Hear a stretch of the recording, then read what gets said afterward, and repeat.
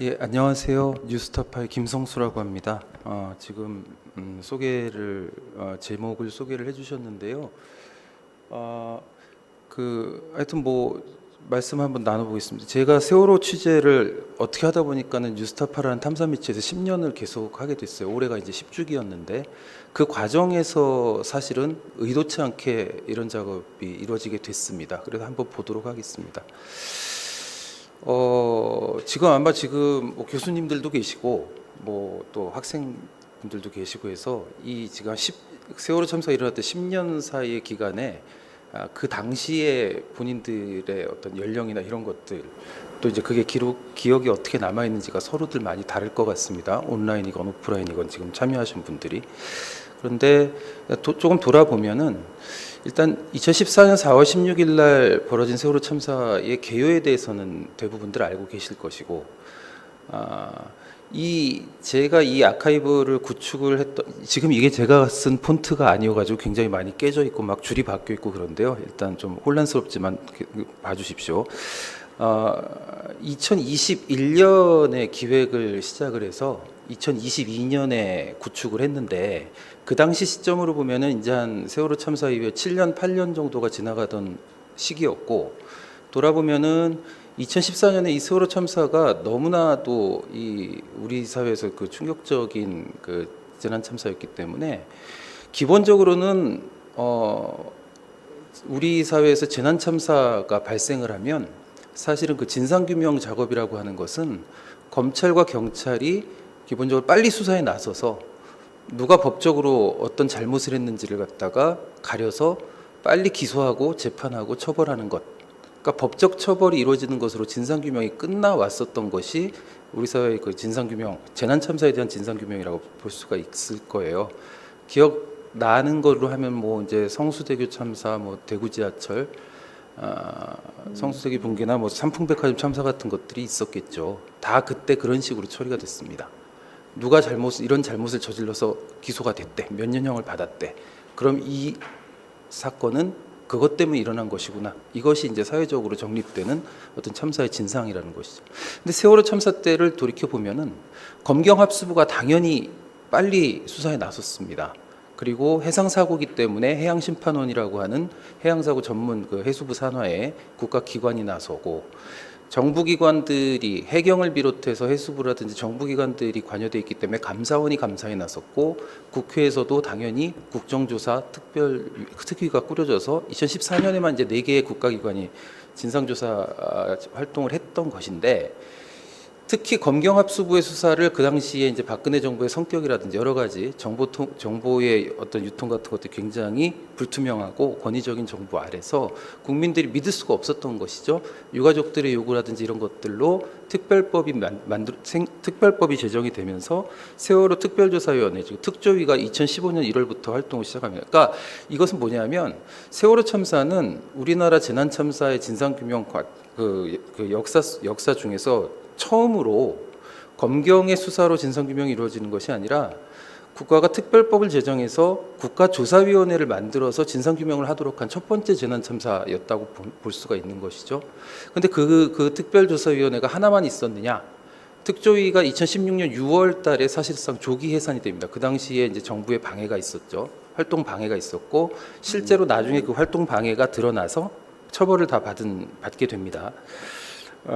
그리고 선체조사위원회가 2017년 3월에 이제 선체가 인양이 되면서 그때부터 한 1년 4개월 동안 조사를 했는데, 선조위의 과제는 침몰 원인에 관한 조사로 한정이 됩니다. 물론 그 당시까지의 미수습자 9명에 대한 유해 발굴도 중요한 과제였지만요. 그에 이어서 이제 사회적 참사 특별조사위원회가 또 2018년 12월부터 한 차례 조사 기간을 연장해서 2022년 9월까지 종합보고서 작성 기간까지 굉장히 오랫동안 활동을 하고요. 그 사이에도 또 정부가 바뀌면서 검찰이 특별수사단을 만들어서 19년 11월부터 21년 1월까지 수사를 벌이고, 세월호 특별검사도 2021년 5월에서 8월까지 활동을 하게 됩니다. 그러니까 총 이때까지 이렇게 보면은 9개의 국가조사, 수사, 뭐 감사 기구가 진상규명 활동을 굉장히 장기간에 걸쳐서 진행을 한 거죠. 그런데 이 장기간의 취재를 계속해서 어떤 그 한 몇몇 사람들이 이어가지고 한 매체는 사실은 저는 뉴스타파밖에 없었다고 생각을 하는데, 탐사보도 전문 매체여서 가능할 수 있었다고 생각을 해요. 뭐 그것도 이제 제가 담당을 했는데, 그래서 이렇게 하다 보니까 사실은 이런 그 여러 조사 수사 감사 기구들의 그 조사 결과들이 나중에 나오게 되죠. 그것들이 계속 제가 오래 취재하면서 데이터들이 계속해서 쌓여온 거예요, 저한테. 취재를 계속 해야 되니까 이거 어떻게 된 거지, 어떻게 수사했지, 어떻게 감사했지. 그렇게 해서 뭐 사실 입수라고 하는 게, 물론 거기에는 공식적으로 얻을 수 있는 자료들도 있고 굉장히 비공식적으로 얻어야만 하는 자료들도 있습니다. 이게 그냥 뭐 특정한 조사나 수사 기간이 끝났다고 해서 자동으로 손에 들어올 수 있는 것은 아니고, 그래서 몇 가지만 보면은 그래서 이제 제가 2021년에 아까 이 데이터 아카이브를 구축을 기획을 했다고 말씀을 드렸는데, 이때가 이제 세월호 참사 7주기가 지나가고 있을 때예요.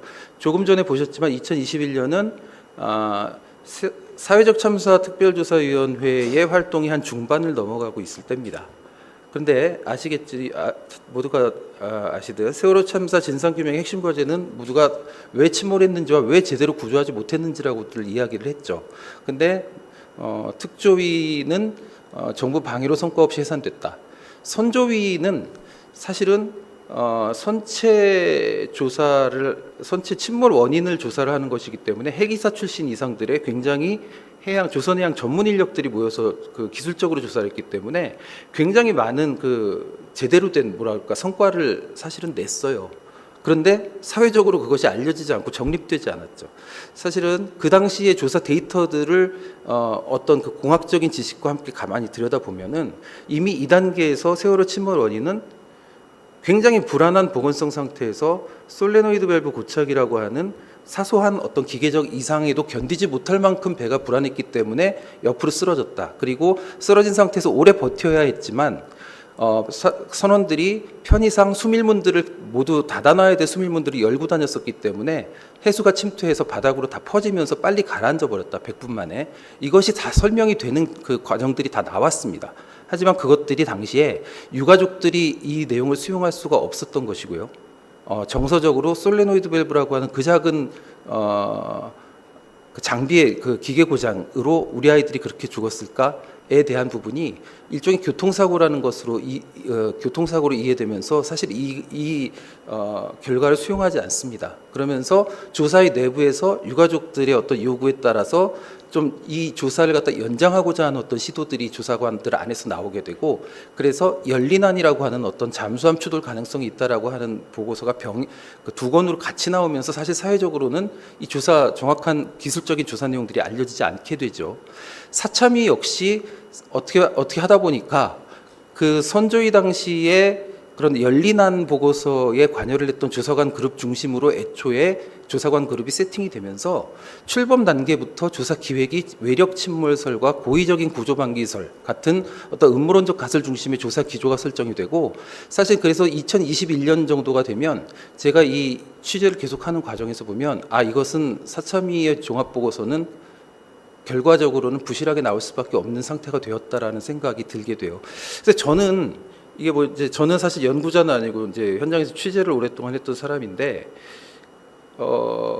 검경합수부의 수사부터 해서 이제 수사 기록, 재판 기록들을 모두 다 읽고, 특조위, 선조위의 어떤 조사 기록들을 모두 다 읽고 다 공부를 하면은 이게 세월호가 왜 침몰하게 됐는지, 그리고 어떻게 하다 해경이라는 조직이 그렇게 당시에 엉망이어서 이렇게 구조를 못하게 됐는지가 사실은 100%는 아니지만 거의 90몇 % 이상이 저에게는 납득이 되고 설명이 된다는 겁니다. 근데 이게 알려지지가 않는 거예요.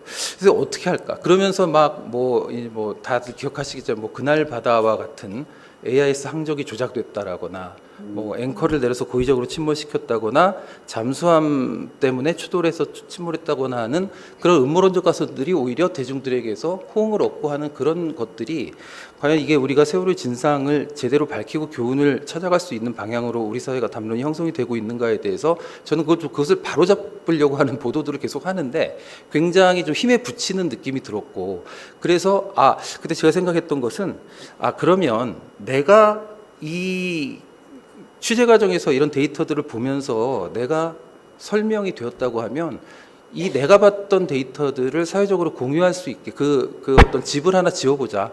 그래서 와서 접근해서 모두가 보고 이해할 수 있도록 해보자라는 기획을 하게 됩니다. 근데 이게 돈이 많이 들더라고요. 그래서 저희 같은 그 영세한 매체에서는 이 참 그 뭐랄까 트라이하기가 굉장히 어려운 작업이었습니다. 일단 데이터 양이 굉장히 많고 종류가 방대했기 때문에요. 그래서 사실은 여기 서울대 언론정보대학원 팩트체크센터에서 1년에 2번씩 이 팩트체킹 시스템 구축 사업을 하는데 선정이 되면 1억 원씩을 주거든요. 거기에서 이렇게 응모를 해가지고 이렇게 선정이 되어서 재정을 확보해서 사실은 이제 작업을 할 수 있게 되었습니다. 그래서 이 내용을 좀 보면은요.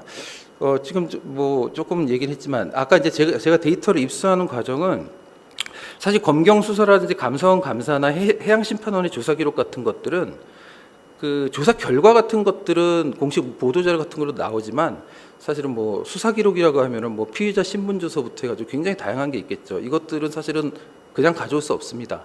다만 유가족이라든지 법률 대리인들은 이것을 열람 등사가 가능하고요.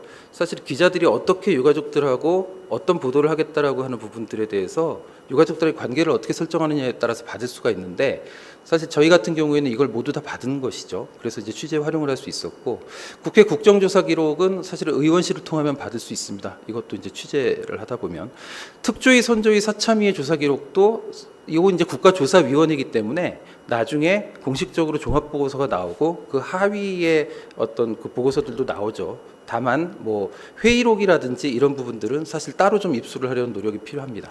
그렇게 해서 어쨌건 데이터가 입수가 모두가 됐다라고 하면 그 다음에 이것들 이제 이 데이터 유형들을 보면은 나중에 제가 만들어 놓은 아카이브를 좀 보여드리겠지만 대략 만들려고 해서 얼추 추려 보니까 약 한 840기가 정도가 돼요. 근데 이게 양이 이렇게 많았던 것은 다들 기억하시겠지만 우리가 뭐 세월호 참사 당시에 뭐 전 국민이 생방송으로 지켜보는 가운데 뭐 이렇게 많은 승객들이 죽었다라고 생각을 하잖아요. 근데 사실 그것들은 저희는 사실 지연된 한 뭐 반나절이라든지 한 하루 이틀 지연된 어떤 영상들을 봤던 것이죠. 사실은 그 당시에 100분 동안에 실제로 생방송을 본 적은 없습니다. 현장에서 구조 영상, 출동한 해경들이 촬영했던 헬기나 아니면 수상에 있었던 경비정이 촬영했던 영상들이 굉장히 많았고 기억하시겠지만 거기에 타고 있던 승객들 단원고 학생들을 포함해서 당시에 휴대전화로 계속해서 그 기록을 남겨놨던 것이 나중에 인양이 되어서 포렌식 작업을 통해서 복원된 영상들이 있습니다. 그러니까 당시의 상황들을 알 수 있는 영상들이죠. 그리고 세월호는 로로선이라고 해가지고 여객선과 화물선이 결합된 형태의 배죠. 그래서 1층과 2층은 사실은 화물칸인데 거기에 차량들이 한 180대가 실려 있었고 당시 10년 전에는 뭐 요즘같이 블랙박스가 좋진 않지만 굉장히 많은 블랙박스들을 달고 있는 차량들이 있어서 그 블랙박스 영상들도 나중에 선체가 인양이 된 후에 복원된 것들이 몇 개가 있습니다. 그러면 이제 사실은 이제 휴대전화 영상 같은 경우는 승객들의 휴대전화 영상 같은 경우는 배가 순식간에 쓰러질 때 내가 이 쓰러지는 것을 미리 알고서는 촬영할 수 없었겠죠. 그래서 사실 그 순간이 없어요. 그 순간이 없는데 이 차량 블랙박스들은 가만히 있는데 이제 주차 중 녹화 영상 같은 것들에 그 장면이 사실 남아 있는 것들이 있었던 것이죠. 선내의 CCTV가 64개가 선체 내를 비추고 있었는데 이것은 사실 세월호가 이렇게 쓰러지는 과정에서 어떤 그 충격 때문에 쓰러지기 직전쯤에 이게 녹화가 중단이 됩니다. 어쨌거나 그 전까지의 영상들이 있는 것이고요. 세월호가 화물을 실을 때 어떤 형태로 실었는지 인천항 항만에서 세월호를 비추고 있던 CCTV가 있습니다. 그리고 단원고 학생들이 한 오후 5시, 4월 15일 저녁 오후 5시쯤에 인천항 대합실에 도착을 했는데 항만 대합실에도 CCTV가 있었겠죠. 거기서 어떻게 대기를 하고 있다가 몇 시쯤에 어떻게 나가고 이런 것들이 사실은 그 전날부터 사고가 일어날 때까지의 그 한 이틀 정도의 기간, 하루 반 정도의 기간을 시각적으로 확인할 수 있는 그 영상 데이터들이 됩니다. 이것들을 전부 이것들이 이제 앞서 말씀드렸던 그런 그 자료 기록에서 숨어 있었던 것이기도 하고 사실은 제가 따로 입수한 것들도 있습니다요.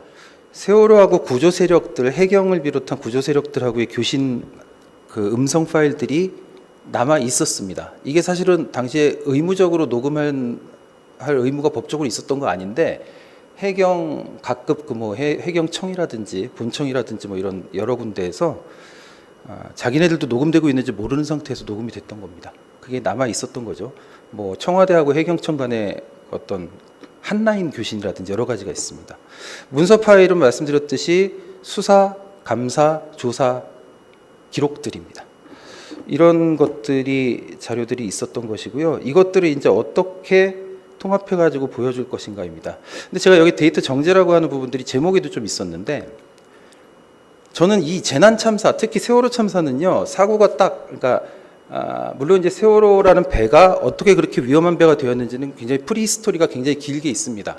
근데 중요한 것은 일단은 당장 그날 오전에 배가 이렇게 쓰러지고 침몰을 하기까지, 그래서 한 100여 분 정도가 승객들을 구조할 수 있었던 골든 타임이 있었던 재난 참사였던 것이거든요.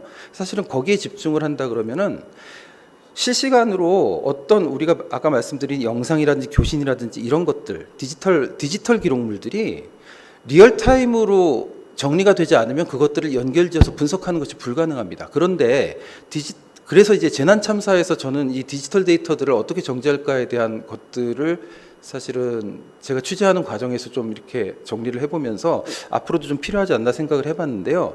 이를테면 이렇습니다. 아까 제가 영상 소스들이 이런 것들이 있다고 말씀을 드렸는데 이 가운데서 제가 파란색으로 적어놓은 것, 희생자와 생존자, 뭐 제가 확보한 거 72명의 휴대전화 복원 영상인데 이거는 휴대전화기 때문에 사실은 파일명 자체가 실시간으로 되어 있습니다. 그건 정말 실시간이에요.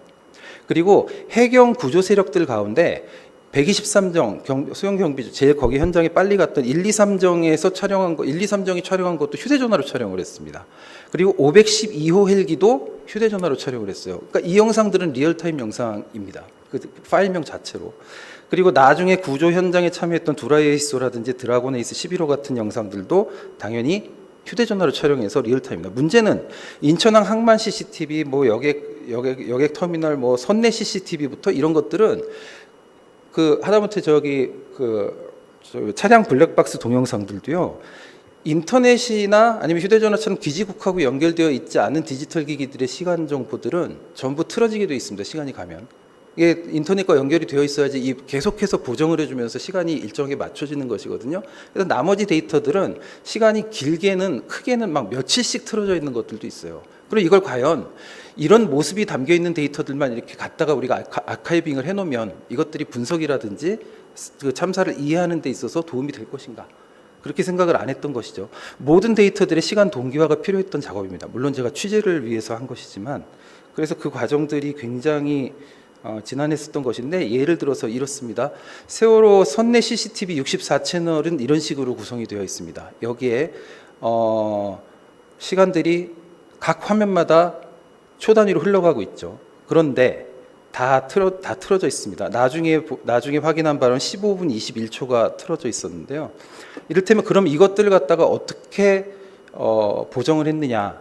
승객들의 휴대전화하고 선내 CCTV를 두 개를 비교해서 보정을 하는 겁니다. 휴대전화는 리얼타임이니까요. 이거 제 보도 중에 일부인데, 단원고 학생 한 명이 선상에서 불꽃놀이 할 때 촬영한 영상, 불꽃이 확 터졌죠, 방금 전에.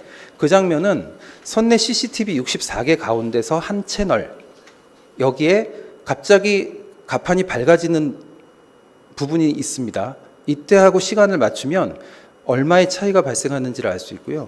그래서 모든 데이터들을 리얼타임으로, 선내 CCTV 영상을 리얼타임으로 바꿔놓을 수가 있습니다. 그렇게 해서 타임라인에다 올리는 것이죠. 그 다음에 뭐 이를테면 제가 다 말씀드릴 수는 없는데, 지금 이 장면은 지금 오른쪽에 세월호가 보이죠. 세월호 우현 후미 쪽입니다. 이쪽으로 해서 이제 차량을 선적을 하기 위해서 차들이 움직이는 겁니다. 이 영상은 어떤 한 차량의 블랙박스 영상입니다. 아이고, 죄송합니다. 블랙박스 영상인데 한번 보죠. 이것도 제 보도 속의 한 장면인데, 지금 이렇게 쭉 차를 몰고 실으려고 합니다. 근데 이 오른편에 보면은 지게차가 탱크를 나르는 작업을 하고 있죠. 잠시 보면 이 오른쪽에 갑자기 나타난 이 화면은 제가 아까 말씀드린 항만 CCTV입니다. 항만 CCTV가 지금 비추고 있는 거예요. 그러면 제가 이 지게차가 작업하는 이 장면과 방금 이 차량 속에서 지게차 작업하는 장면이 같은 장면일 가능성이 높겠다라고 해서 둘을 비교를 한 겁니다. 그렇게 해서 보니까 앞에 지금 은색 아반떼가 지나가고 있는데 이 아반떼가 가죠.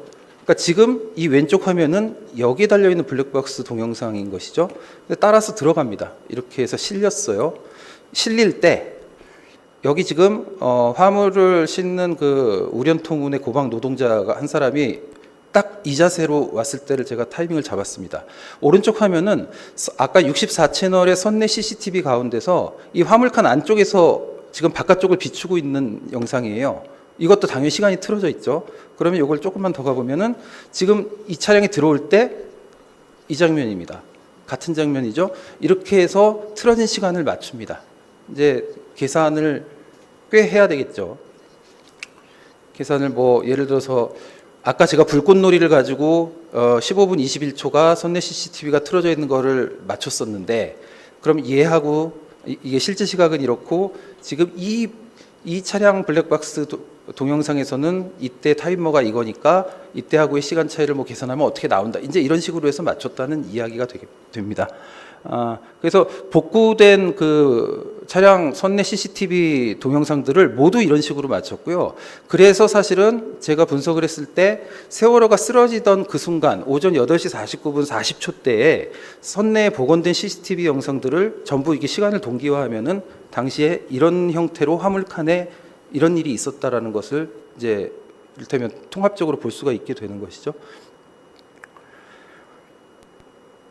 구조 영상 쪽을 한번 보겠습니다. 그러면 이거 선내가 아니라 아까 제가 1, 2, 3정은 현장에 갈 때 현장에서 휴대전화로 촬영했다고 말씀드렸죠. 이게 1, 2, 3정이 9시 45분 37초에 이 조타실 쪽으로 접근해서 팬티 차림으로 나오는 이준석 선장을 구조하러 이게 그러니까 구조하게 되기 전에 접근하는 장면입니다. 한번 보세요. 오디오가 너무 큰데 죄송합니다. 지금 보시면 여기 해경대원 한 명이 올라가 있습니다. 이 해경대원의 움직임을 한번 보시면 이형래 자 여기까지 이렇게 가서 꺾어진 부분까지 왔습니다. 오른쪽 밑에 있는 영상은 CN235기라고 해서 그 초계기입니다. 헬기가 아니고 이제 그 위에서 이제 헬기들의 구조 작업을 갖다가 서로 이게 교통 정리를 해주는 역할을 하러 위에 이렇게 떠 있었던 초계기죠. 여기에서도 영상이 있는데 이 영상은 휴대전화 영상이 아니라 비행기에 장착된 영상입니다. 당연히 타이머가 틀어져 있습니다. 그래서 보면 자 말씀드린 대로 지금 1, 2, 3정이 지금 접근을 하면서 왼쪽 촬영을 한 것이고요. 요 위에 서 있는 사람이 지금 오른쪽에 보시면 아까 말씀드린 이 해경대원이 걸어오고 있습니다. 구명벌이 있는 그 꺾어진 지점까지 딱 왔을 때를 타이밍을 이런 식으로 타이밍을 잡으면 이제 이 초계기 영상도 당연히 리얼타임으로 변환을 시킬 수가 있는 겁니다. 그러니까 이런 식으로 모든 그 영상 데이터들을 다 갖다가 맞추는 겁니다. 굉장히 지난한 작업이 있었겠죠. 그러고 교신 음성 같은 경우에도 마찬가지입니다. 지금 사실은 이것 자체가 취재가 필요한 것인데 어느 기관에서 생성된 음성 교신 파일 같은 것들은 리얼타임이냐 아니냐부터 사실 취재를 해야 되고요. 그래서 저희가 취재를 했을 때 119와 112가 아닙니다. 122는 해상사고 당시에 그 전용 신고 전화였고요. 여기에 접수된 신고 전화들은 리얼타임으로 되어 있었습니다. 그래서 이제 이걸 기준으로 다른 것들을 모든 걸 맞춰 나간 겁니다. 이게 근데 쉬운 것은 아니었는데 이를테면 해경 본청에서의 경비 전화 같은 것들은 12분 49초가 틀어져 있었어요. 나중에. 근데 그걸 어떻게 할 수 있었냐? 해경 본청에서 너무 답답하니까 1, 2, 3 정장하고 연락이 너무 안 되니까 나중에 1, 2, 3 정에 있는 함정용 휴대전화로 해경 본청에서 휴대전화로 전화를 걸어요. 그래서 약 2분 22초 동안의 통화가 이루어진 내역이 있습니다. 근데 그것은 해경 본청 경비전화의 녹음 파일로 생성이 되어 있었겠죠. 그런데 수사 기록에 보면 1, 2, 3정의 함정용 휴대전화에 대한 통신 내역 조회한 그 검찰의 수사 기록이 있습니다. 거기 보면 정확히 몇 시 몇 분 몇 초부터 2분 22초 동안의 통화 내역이 딱 있어요. 그거를 해경 본청의 녹음 파일로 딱 가져와 보면은 정확하게 착신부터 끊어질 때까지 2분 22초짜리 통화가 있습니다. 그거하고 시간을 맞춰 보면 이제 맞게 되는 것이죠. 또 뭐 그 진도 VTS하고 세월호하고 막 교신하는 장면들, 그 영상들도 이런 것 아니면 자 해경 구조 세력들이 뭐 예를 들어 이게 이제 무선 공용 통신이라고 해서 전국에 있는 모든 그 해경들이 무전기처럼 다 들을 수 있는 그런 통신망인데 이거는 가끔 상황실에서 막 크게 틀어놓고 막 울립니다. 근데 이제 해경 경비 전화를 잘 듣다 보면 옆에서 이 TRS 스피커 틀어놓은 것들이 막 울려서 들릴 때가 있어요. 그걸 또 맞추는 거예요. 하나하나 계속해서 맞춰가는 것이죠. 이런 식으로 해서 맞췄을 때 제가 취재한 결과로는 이렇게 해서 실제 시각들을 다 맞췄고요. 나중에 이제 사회적 참사 특별조사위의 종합보고서에 보면은 이걸 맞춘 것들이 있는데 제가 한 거하고 약 한 3초 이내에 좀 차이가 있는데 이제 그거는 서로 맞추는 어떤 방식에 조금 차이에서 빚어진 것인데 대부분 비슷하게 나와 있습니다. 그래서 제가 사실은 이런 것들을 포함해서 아까 말씀드린 이제 저희가 구축해 놓은 이 시스템인데 이거 지금 그 제 세월호 참사 팩트 체킹 시스템 세월호 사실과 기록이라고 이름 붙여 놓은 그 사이트의 대문입니다. 대문이고요. 한번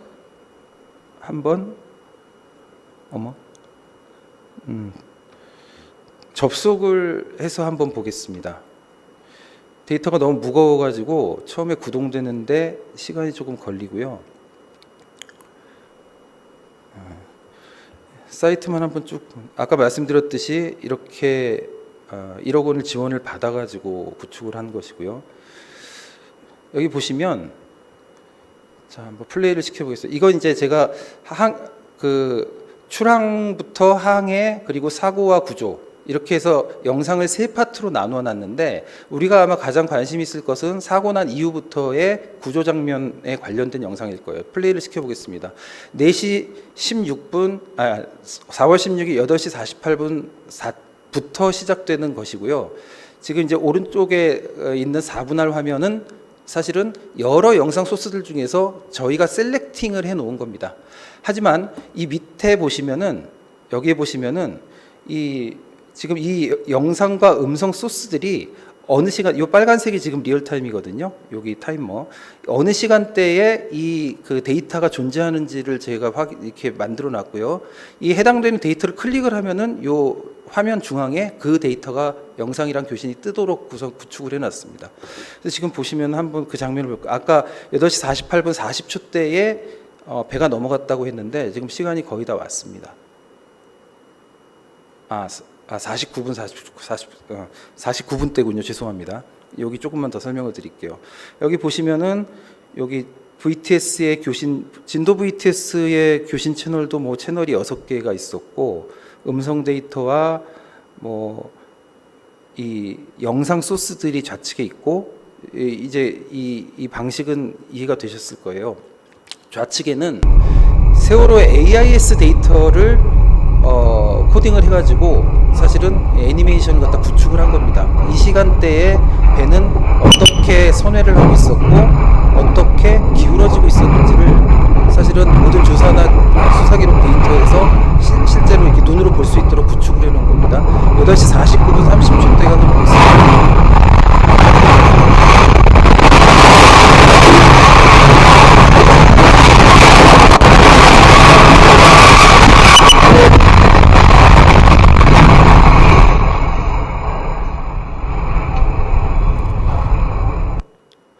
조금 움직여 보면은요. 그리고 지금 승객이 지금 450명이라서 지금 경비적이고 한차원으로는 부족한 것 같고 이런 식입니다. 지금 이제 교신 음성 같은 것들이 나오고 있는데요. 이게 아까 제가 실시간으로 보정해 놓은 것들을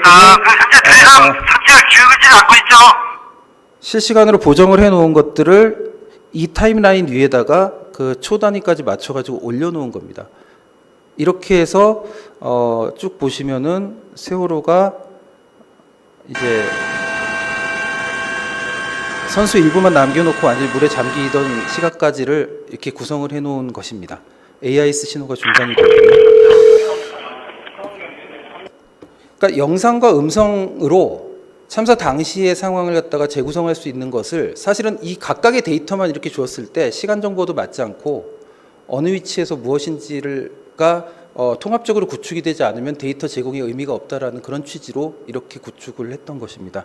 그리고 일단은 그 모든 이건 이제 그야말로 이 부분이 이제 저희 나름대로의 세월호 데이터 아카이브인데요. 아까 그 9개의 국가조사 수사 감사기관이 있었다고 말씀을 드렸고 거기에서 입수한 데이터들을 이렇게 그냥 파일 트리 형식으로 사실은 구분해서 이렇게 올려놓은 것입니다. 세월호와 관련돼서 재판이 진행됐던 것은 굉장히 한 20개 가까운 사건이 있지만 사실은 저희가 이것도 사실은 셀렉팅한 것인데 세월호 참사의 직접적인 원인과 관련된 어떤 그 사건으로서 이렇게 뽑았고요. 예를 들어 증거 기록, 공판 기록, 판결문 이런 식으로 수사 기록은 구축을 해놨습니다. 감사원, 해양심판원 그리고 이제 각 그 데이터 각 이제 그 기관들이 어떤 취지로 언제부터 이런 조사를 했고 수사를 했다. 세월호 특조위, 선조위, 사실 회의록이라든지 이런 것까지 전부 이렇게 구축이 되어 있습니다. 사실 그리고 이거 자체를 조금 활용을 해서 세월호 관련해서 굉장히 많은 의문들, 의혹들까지 있었는데 제가 그동안에 썼던 기사들을 재구성하기도 하고 사실은 새로 해가지고 지금 있었던 이런 그 데이터들을 활용해가지고 사회적으로 많이 논란이 됐던 의혹이라든지 의문들에 대해서 정리한 기사 형태의 어떤 내용들을 여기다 수록을 해뒀습니다. 이게 대충 이제 저희가 구축해 놓은 세월호 팩트체킹 시스템을 갖다가 전반적으로 아마 훑어본 것입니다. 그래서 방금 보셨듯이 이렇게 되어 있고요. 지금 구축과 활용이라고 제가 제목을 해놨었는데 사실 제가 얼마 전에 세월호 다시 쓴 그날의 기록에 좀 같이 공동저자로 참여를 했는데 사실은 이 세월호 그날의 기록이라고 하는 책이 2016년 3월에 나왔고 이 책은 제가 세월호 탐사 취재를 하는 데 있어서 굉장히 약간 원전처럼 제가 읽었던 책이에요. 저한테 그 검찰의 수사와 재판 기록을 다 넘겨주셨던 그 유가족 한 분이 사실 한겨레 21 정은주 기자에게도 넘겨주었어. 저보다 빨리 넘겨주었었고 한겨레 21에서는 그걸 가지고 취재도 했지만 사실은 이 많은 데이터를 내가 취재하고 보도하는 데만 활용할 수 있나라고 해서 진실의 힘이라고 하는 어떤 그 재단을 찾아가죠. 거기서 이제 작업을 같이 해가지고 그날의 일을 재구성하는 책을 냈던 겁니다. 그런데 사실은 이게 2016년 3월이니까 사실은 이제 침몰 원인 부분이라든지 이런 부분들은 선체가 인양되기도 전이기 때문에 제대로 담겨 있지가 않아요. 그래서 요번에 이제 다시 재구축을 했는데 그리고 그 사이에 검찰 특수단이 해경 지휘부들 11명을 기소해서 이루어진 수사와 재판 기록이 있습니다. 그것들은 다시 초판에 담겨 있지 않았죠. 그래서 사실은 요번에 그 해경 지휘부 기록을 들여다보면서 이 책을 구성하는 데 있어서 그 파트를 쓰신 조용환 변호사님은 저희 아카이브에 올라온 기록들을 참고를 계속 하시면서 작업을 했습니다. 사실은 방금 보셨던 이 책은 대중서와 연구서 한 사이 정도에 있다라고 저희는 생각을 합니다. 요거는 사실은 그림책입니다. 요번 세월호 10주기에 나온 책인데요. 그림은 예쁜데 세월호가 일본에서부터 도입이 돼가지고 침몰할 때까지의 과정들에 대해서 굉장히 잘 쓴 책입니다. 근데 제가 이 책을 보고 올해 깜짝 놀랐는데 어떻게 이렇게 내가 취재하고 보도하고 했던 것들과 똑같을까 했는데 맨 마지막에 보니까 실제로 저의 보도와 그리고 세월호 참사 팩트 체킹 시스템을 참고했다라고 참고 문헌에 써 있습니다. 그래서 제가 굉장히 기분이 좋았어요. 그러니까 사실은 세월호 참사라고 하는 이 참사의 서사라고 하는 것이 저는 이번에 이제 10주기가 됐잖아요. 저는 이제 개인적으로는 10주기가 넘어가는 이 시점이 세월호 참사라고 하는 전대미문의 사건이 우리 사회에서 역사로 편입되기 시작하는 정도의 어떤 마디를 넘어가는 것이 아닐까라는 생각이 들고 이런 생각이 드는 거예요. 앞으로 이제 교과서에도 실릴 수 있고 그럼 거기에다가 세월호 참사는 어떤 이유로 어떻게 벌어진 참사였고 우리는 무엇을 얻었는지 이것들을 갖다가 어떻게 실지 우리 사회가 근데 사실은 그 작업을 하라고 세 개의 국가조사위원회를 우리가 그 특별법을 만들어서 가동을 시켰던 것인데 아시다시피 세 개의 조사위원회가 여러 가지 안팎의 이유로 성과를 못 낸 겁니다. 그러니까 우리 사회에 공통적으로 세월호 참사는 이런 것이다라고 하는 공통의 서사가 아직 없습니다. 그런 부분들이 사실은 아주 기본적인 로 데이터를 가지고라도 저는 이제 지금부터라도 전 지금까지 이제 세월호와 관련해서 관심 있었던 많은 연구자분들도 조사위원회가 가동이 되고 있으니까 어떤 거기서 나오는 것들을 통해서 그 다음에 연구를 해야지라고 좀 밀어놓은 측면들이 있다고 생각을 해요. 그래서 이제 지금은 더 이상의 그 국가조사위원회는 사실 불가능합니다. 현실적으로. 그렇다면 이제 지금까지의 데이터들을 가지고 좀 어떤 연구를 하고 세월호에 대한 우리 공동체 공동의 기억 같은 것들을 사회적으로 정립하는 단계로 넘어가야 합니다. 언론에서 활용한 것들은 이번 한국일보의 세월호 특집 기획이 산자들의 10년이라고 해서 굉장히 주목을 받는 시리즈물이 있었는데 여기 한국일보 기자가 저한테 연락이 한 번 왔었어요. 이 전영준이라고 하는 선원의 이야기를 쓰는데 이분이 이제 암으로 돌아가셨거든요. 수감 기간 수감 끝나고 나와서 얼마 후에. 그런데 이 당시에 기관실에서 언제부터 언제까지 근무했는지 어떻게 할 수 있냐. 그래서 제가 저희 팩트 체킹 시스템에 들어와서 검경 수사의 피해자 신문 조서를 찾아보라고 했습니다. 그렇게 해서 쓴 책입니다. 그렇게 해서 나온 대목이고요. 한겨레 20일에서 10주기 특집 기획 커버 스토리에 보면은 다들 뭐 기억을 하실지 모르겠는데 나중에 해경 지휘부를 검찰 특수단이 기소를 할 때 임경빈 군, 단원고 임경빈 군이 당일날 오후 5시쯤에 구조가 됐는데 맥박과 산소 포화도가 분명히 존재했는데 헬기로 이송을 안 하고 빨리 이송을 안 하고 함정으로 이송을 하다가 사망에 이르게 됐다라고 하는 사회적 참사 특별조사위원회의 발표가 있었고 저는 사실은 그것이 굉장히 무리하고 잘못된 수사라고 해서 반박하는 보도를 했었던 바가 있습니다. 근데 그것이 저는 그 당시에는 사참위 내부의 데이터까지를 가지고서 썼던 보도는 아니었지만 이제 사참위가 종료된 후에 내부의 조사 데이터들을 구해봤더니 정말로 사참위가 어떤 조사 자료들을 어떤 편취하고 발췌해서 발표했던 조사 결과였다라는 것이 드러났고요. 그런 어떤 자료들도 저희 아카이브에 들어 있습니다. 그래서 이 부분을 쓰고자 하던 이 한겨레 안영춘 선배가 저한테 이 부분은 어떻게 사실이 뭐야? 그래서 제가 드릴 말씀 없고요. 여기 들어와서 이거 한번 원자료 한번 보시죠라고 해서 보고 나온 기사입니다.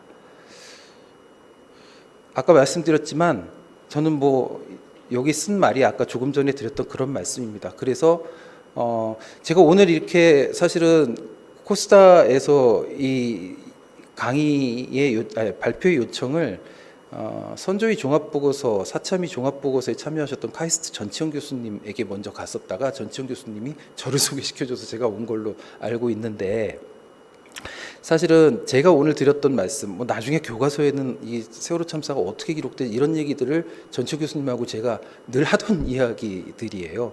그래서 그리고 제가 우리 코스다에 와 보니까 제가 세월호 아카이브를 구축하면서 어떤 대중들이나 어떤 학계 언론인들에게 로데이터를 활용을 해서 좀 세월호 참사에 우리 공동체적인 서사를 만들자라고 하는 그런 취지가 코스다에서 하고 있는 그런 데이터들을 갖다가 집적하고 뭔가 이렇게 제공하고 하는 그런 역할을 하시는 것과 닮아 있다라는 걸 여기 와서 아까 소개를 들으면서 알게 됐습니다. 어쨌건 되게 좋은 발표 기회를 주셔서 감사를 드리고요. 이것으로 발표를 마치도록 하겠습니다. 감사합니다.